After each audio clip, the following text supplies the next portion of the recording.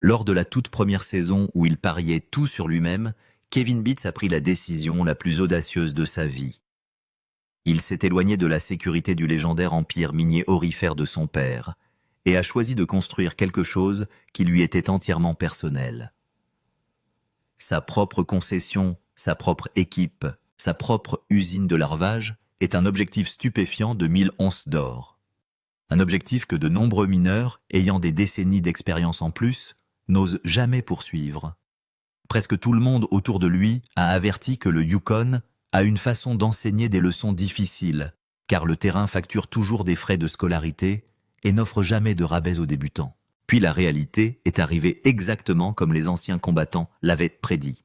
Les membres d'équipage disparaissaient les uns après les autres, les températures baissaient chaque semaine, et les retards mécaniques continuaient de lui voler de précieuses heures que Kevin ne pouvait tout simplement pas se permettre de perdre.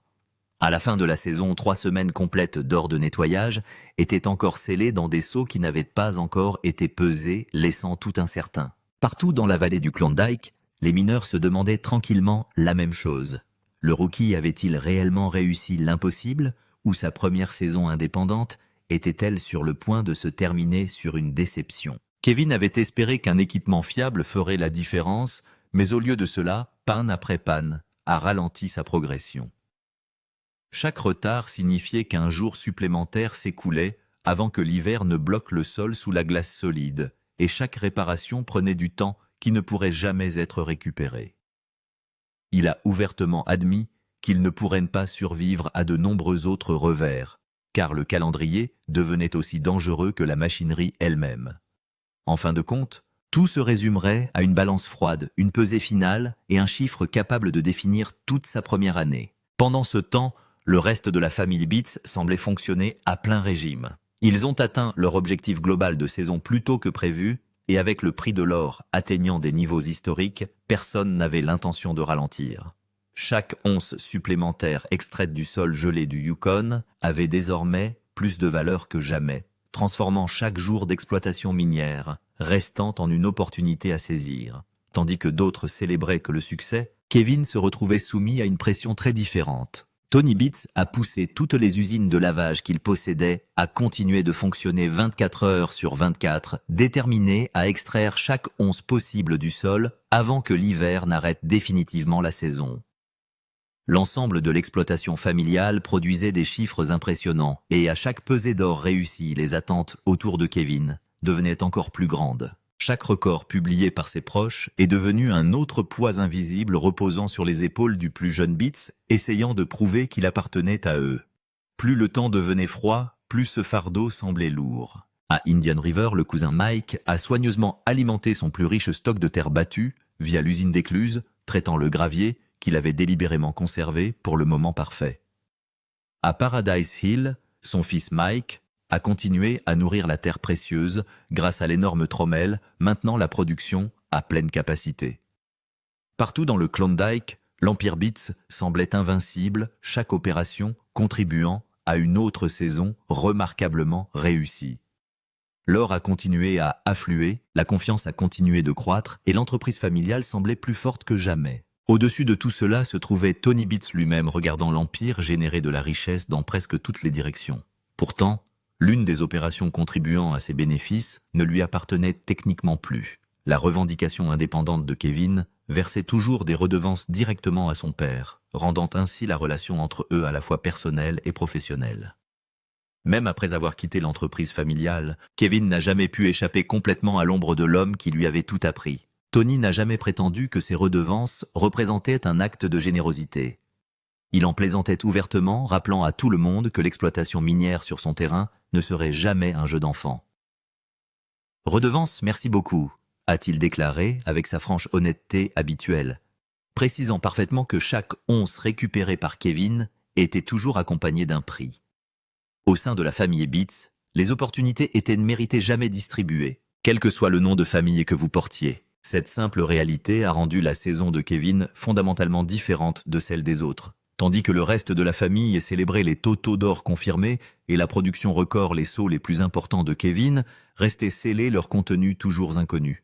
Chaque jour qui passait sans peser augmentait l'incertitude. Plus le reste de la famille connaissait de succès, plus les attentes devenaient grandes pour le plus jeune mineur, essayant de bâtir sa propre réputation. Il y a quelque chose de particulièrement intimidant à être la seule personne dont les résultats restent cachés, alors que les chiffres des autres sont déjà écrits au tableau. Kevin a regardé ses proches célébrer des événements marquants, tout en se demandant tranquillement si sa propre saison serait à la hauteur lorsque la vérité éclaterait enfin. Le silence entourant ces seaux non ouverts est devenu presque plus fort que n'importe quelle célébration ayant lieu ailleurs dans la vallée. Jusqu'à ce que l'or atteigne l'échelle, personne, pas même Kevin lui-même, ne pouvait honnêtement dire si son pari avait réussi. Les prix historiques de l'or ont rendu la pression encore plus intense. Chaque once que Kevin a réussi à récupérer avait une plus grande valeur que n'importe quelle once extraite au cours des générations précédentes de la famille Beats. Mais cette même réalité a créé une autre vérité inconfortable. Chaque once laissée dans le sol gelé valait également plus d'argent que jamais. C'est ce qui a rendu l'échec encore plus lourd lors d'une saison comme celle-ci. Échouer ne signifie pas simplement rater un objectif. Cela signifierait savoir que le marché de l'or le plus riche que la famille ait jamais connu lui a échappé, tandis que de précieuses sommes d'argent restaient enfouies sous le sol du Yukon. Des opportunités comme celle-ci se présentent rarement deux fois, et Kevin l'a compris mieux que quiconque. Ses pensées le suivirent tranquillement, tandis que tout le monde célébrait une autre saison réussie. Le calendrier n'a montré aucune pitié, pas plus que les températures glaciales qui ont balayé la vallée. Chaque jour supplémentaire où les installations de lavage restaient opérationnelles représentait de l'argent réel affluent dans la salle de l'or. Chaque jour, volé par l'hiver, devenait une richesse enfermée en permanence sous le sol gelé jusqu'à une autre saison. Même Tony ne savait pas vraiment si son fils réussirait tout seul. Kevin avait fait quelque chose que peu de membres de la famille Beats avaient sérieusement envisagé. Il s'était volontairement éloigné de la protection de l'entreprise familiale pour découvrir s'il pouvait bâtir une entreprise entièrement grâce à ses propres décisions, son propre leadership et sa propre détermination. Ce genre de pari exigeait bien plus de courage que le simple changement d'emploi. Il n'y avait eu aucune dispute familiale dramatique, aucune confrontation explosive autour de la table du dîner et aucune dispute publique. Kevin a simplement décidé qu'il était temps de découvrir si tout ce que son père lui avait enseigné pendant des années pouvait survivre en dehors de la sécurité de l'exploitation familiale. Il voulait prouver qu'il était plus que le fils de Tony Beats. Il voulait prouver qu'il pouvait devenir lui-même un chef de mine à succès. Cette décision avait un poids énorme au sein d'une famille comme les Beats. Se retirer de l'opération n'a jamais été simplement une recherche d'indépendance. Cela signifiait parier votre avenir sur la conviction que chaque leçon que votre père vous avait inculquée au fil des décennies faisait véritablement partie de qui vous étiez. Si ces leçons échouaient, lorsque vous étiez seul, il n'y aurait plus personne d'autre à blâmer. Tony a ouvertement admis que voir Kevin partir n'avait pas été facile. En tant que père, il a reconnu l'importance de cette décision et a compris exactement le risque que son fils avait accepté. Il a reconnu que s'éloigner de l'entreprise familiale représentait l'une des plus grandes décisions que Kevin ait jamais prises. Pourtant, presque immédiatement, une autre facette de Tony a émergé. Même s'il exprimait sa fierté, il ne pouvait cacher son incertitude. Tony n'a jamais été le genre de père à adoucir les vérités difficiles simplement pour protéger la confiance de quelqu'un. Il a ouvertement admis qu'il ne savait pas si Kevin atteindrait réellement l'objectif de 1000 onces. Aux yeux de Tony, l'optimisme n'a jamais remplacé les résultats. Sa philosophie est restée inchangée depuis des décennies. Les cours coûtent de l'argent. Le Yukon finit par enseigner à tout le monde et chaque erreur a un prix.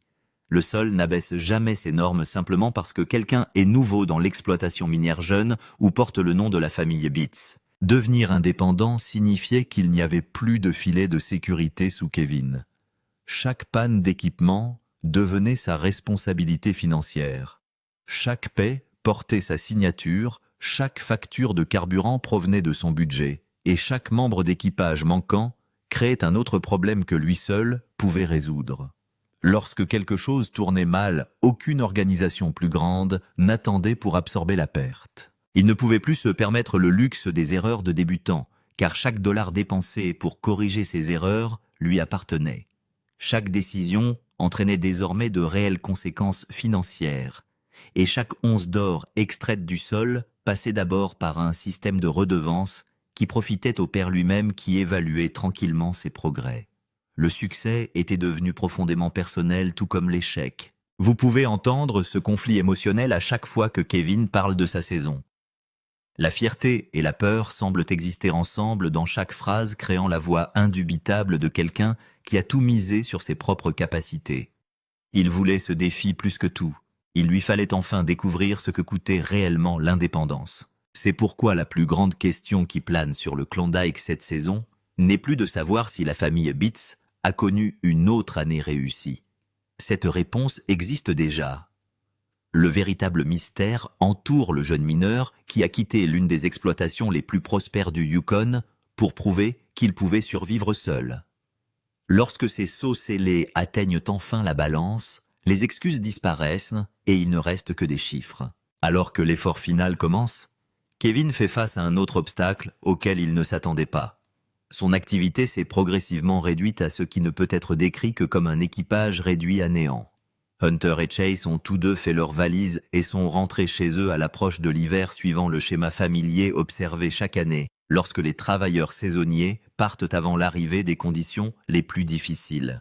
Soudain, Kevin se retrouve à essayer de terminer la saison avec beaucoup moins de mains qu'au début. L'équipe en diminution l'oblige à n'effectuer qu'une seule équipe par jour à l'usine de lavage. Les opérations minières de plus grande envergure accomplissent des charges de travail similaires, en utilisant 2 fois plus de main-d'œuvre, mais Kevin n'a plus ce luxe. Chaque membre restant de l'équipage doit assumer des responsabilités supplémentaires et travailler de plus longues heures simplement pour maintenir la production. La tension physique et mentale s'est accumulée au fil des mois de travail acharné. Malgré tout, ce petit groupe continue d'avancer avec une détermination remarquable. Ils ont survécu aux pannes d'équipement, au manque de personnel, aux conditions météorologiques brutales et à une incertitude sans fin sans abandonner. Pourtant, Kevin admet finalement quelque chose que tout patron de mine craint secrètement de dire à haute voix. S'ils ne parviennent pas à atteindre 1000 onces, cela fera mal. Cet objectif reste énorme en toutes circonstances. Atteindre 1000 onces au cours de la toute première saison d'une exploitation minière indépendante serait impressionnant, même avec un équipage complet et un équipement impeccable. Essayer d'y parvenir tout en perdant des travailleurs, en luttant contre les pannes et en courant l'hiver rend le défi presque incroyable. À première vue, fixer un objectif aussi ambitieux peut paraître trop confiant, voire arrogant. Mais les gens se souviennent rapidement de qui est le fils de Kevin Bitts. Grandir au sein de l'une des familles minières les plus prospères du Yukon vous apprend à penser en grand, car les objectifs ordinaires n'ont jamais fait partie de l'héritage de Bitts. Kevin a hérité de cette ambition, mais il doit maintenant prouver qu'il peut assumer la responsabilité qui en découle.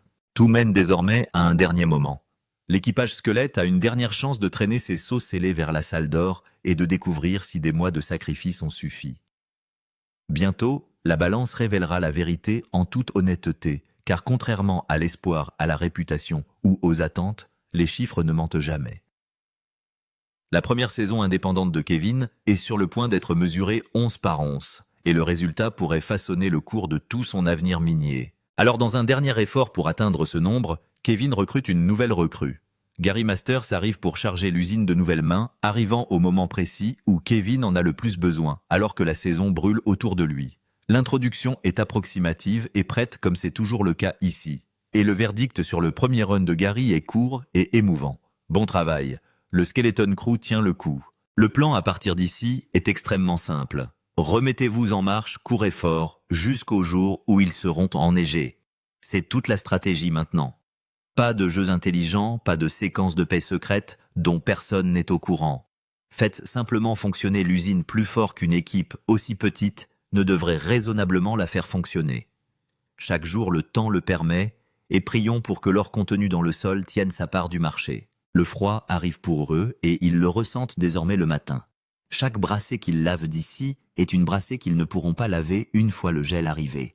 Kevin le sait, tout l'équipage le sait, l'horloge est le vrai patron ici. Mais une usine fonctionnant à plein régime ne suffira toujours pas à en atteindre 1 millier. Kevin a besoin de plus de terre déplacée, de plus d'or atterrissant. Il a besoin d'une 3e usine, et il commence à chercher dans la famille quelqu'un pour la gérer. Il n'a pas besoin de chercher loin, les 3 enfants. Monica est déterminée à avoir sa propre opération. Mais je ne sais pas ce que je ne sais pas. Et s'il ne me le dit pas, je ne peux pas résoudre le problème. Et elle n'attend pas qu'on lui demande 2 fois. Les enfants de Beats intensifient vraiment leurs efforts cette année. Et Monica mène cette charge depuis le front. Elle est toujours pleinement déterminée à faire franchir la ligne à la famille, mais elle veut en même temps quelque chose qui lui est propre. Et le meilleur, c'est qu'elle a élaboré elle-même tout le plan. L'idée est d'exploiter les anciens résidus, le gravier que les premiers mineurs ont laissé derrière eux il y a des générations. Le truc devant lequel ces anciens passaient, parce qu'ils n'avaient jamais eu l'équipement nécessaire pour chasser leur faim emprisonné à l'intérieur. L'usine de Kevin se trouve juste à côté. L'opportunité était bien en vue, et c'est Monica qui l'a vue. Kevin a pensé que c'était une très bonne idée, et c'est un éloge élogieux de la part d'un frère qui ne dort pas et qui a une cible accrochée à son cou. D'ici la fin de la semaine, les 3 enfants de Beats laveront des pierres et récupéreront de l'or en même temps.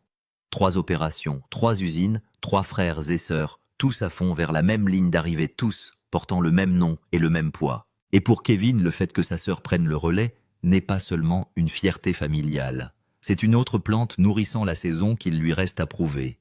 Monica, qui gère les résidus, signifie que plus d'or circule tandis que sa propre horloge brûle à néant. Chaque once qu'elle tire à ses côtés va dans la colonne de la famille, bien sûr, mais c'est aussi un rappel discret de combien toute cette année record s'appuie sur un objectif que la recrue n'a pas encore atteint.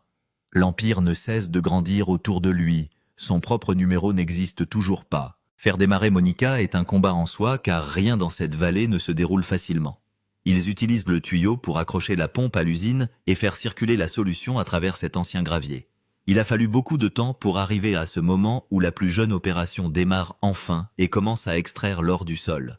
Tout le monde a abandonné il y a 100 ans. La famille a bâti tout son nom sur la seconde chance. Avez-vous une idée de ce que vous vouliez faire pour commencer ce montage? Donc pour le moment, nous ouvrons une coupe de taille moyenne pour commencer. Ils vont maintenant découvrir si la terre la plus ancienne du Klondike a encore quelque chose à offrir. La première façon. Ensuite, l'or tombe de la table et la saison de Monica est la première à faire face à la balance. Son premier nettoyage a lieu et le décompte augmente de cette manière lente, angoissante et haletante que tous les mineurs du monde connaissent par cœur. 4, 5, 10, 30, 40, 46. Il s'installe à 46 onces. Et au prix record d'aujourd'hui, cette petite pile brillante vaut $124 000. $124 000 tirés de rien d'autre que du vieux gravier de l'eau et une sœur qui refusait de laver la saleté des autres avant la sienne. La question suivante est celle qui vous dit si cela en valait la peine. Combien d'heures ont été nécessaires pour extraire cet or du sol? Environ 76. Plus ou moins, cela représente une demi-once par heure. Toutes les heures, l'usine tournait. L'atterrissage en or stabilise tout le parcours. Ce n'est pas de la chance. La chance ne dure pas 76 heures d'affilée. Il s'agit d'une opération propre qui fait exactement ce pourquoi elle a été conçue, jusqu'à ce que la saleté soit finalement épuisée. Pour un premier run sur Terre, tous les autres ont abandonné. C'est un chiffre qui fait paraître stupide les anciens qui s'en sont éloignés. Monica n'a pas seulement déterré des saletés oubliées. Elle a pris les restes centenaires de quelqu'un d'autre et les a transformés en $124 000. Ce n'est pas une mauvaise façon d'annoncer votre propre opération. C'est une bonne façon de commencer la journée. Mais ce n'est qu'un début. Les plus gros tas sont toujours dans les seaux. Et la prochaine opération sur le point de vider sa saison à cette échelle n'appartient pas du tout à un débutant. Il appartient au cousin qui a discrètement accumulé les salaires les plus riches toute l'année en attendant un jour exactement comme celui-ci. Hors de la rivière Indian. Vient ensuite Indian River Gold de Cousin Mike. Si quelqu'un dans cette famille devait toujours afficher un numéro monstre, c'est bien lui, et tout le monde dans la cour le sait. C'est le gros frappeur, celui qui a accumulé son meilleur dirt toute la saison, exactement pour cela. La barre qu'il s'apprête à fixer n'est donc pas seulement la sienne. C'est une chose de plus contre laquelle Kevin se mesure. Le décompte commence à grimper dès qu'il arrive sur la table. 20, 50, 90, 100, 110, 160, 200. Ce chiffre persiste longtemps après l'arrêt d'un nettoyage normal et atteint 211,88 onces. Au prix actuel, cette seule coulée vaut plus de $565 000. Plus d'un demi-million de dollars de réduction sur une usine, un stock, une saison à retenir la bonne terre, et il n'a pas fini. Il verse ensuite le culbutage et le décompte recommence à zéro. 10, 15, 20, 50, 100, 60, 200, 210, 220. Il s'arrête à 228,7 onces, valant à lui seul plus de 600 000 dollars. 2 nettoyages consécutifs, chacun valant plus d'un demi-million. Il n'est pas seulement arrivé, il est arrivé chargé, et Kevin est là pendant tout cela. Regardez un demi-million de dollars tomber sur la table une fois, puis à nouveau tandis que son propre seau reste scellé de l'autre côté de la cour, sans peser les calculs de toute sa saison, n'étant toujours pas prouvé. Chaque once que Cousin Mike verse est un autre rappel de la barre que Kevin s'est fixée, et une autre minute il ne sait pas encore s'il l'a franchie. Il sourit à son cousin. À l'intérieur, il fait le calcul sur son propre or, et cela ne donne aucun résultat jusqu'à ce que cette échelle soit publiée. Le cousin Mike explique honnêtement pourquoi ce n'était pas encore plus grand. S'il n'avait pas eu une telle pénurie d'employés parce que la plus grande exploitation d'Indian River ne cessait de les braconner sous ses ordres, il pense qu'il aurait géré beaucoup plus de saleté. L'équipage en face de lui riposte tout aussi honnêtement souriant. S'ils avaient ses hommes et son équipement, il courait davantage aussi. Ouais, je pense que j'ai juste besoin d'un nouveau départ et je vous aime vraiment les gars et ça me rend triste.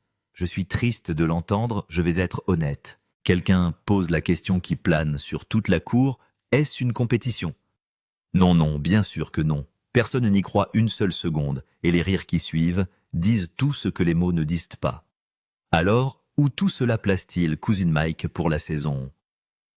Le total s'élève à 5 777 onces 12. C'est 777 onces au-dessus de son objectif, un chiffre tellement au-delà de l'objectif que c'est presque absurde. C'est bien mieux que l'année dernière, et l'année dernière n'a pas été en reste. Le cousin est venu jouer, et la balance en a prouvé chaque mot. Mais tout le monde dans cette cour sait que la pesée qui compte vraiment n'a pas encore eu lieu. Celui qui a le plus roulé dessus, celui qui a pesé sur toute cette saison depuis le jour où un fils a franchi la porte, pour le faire seul. Jour du jugement.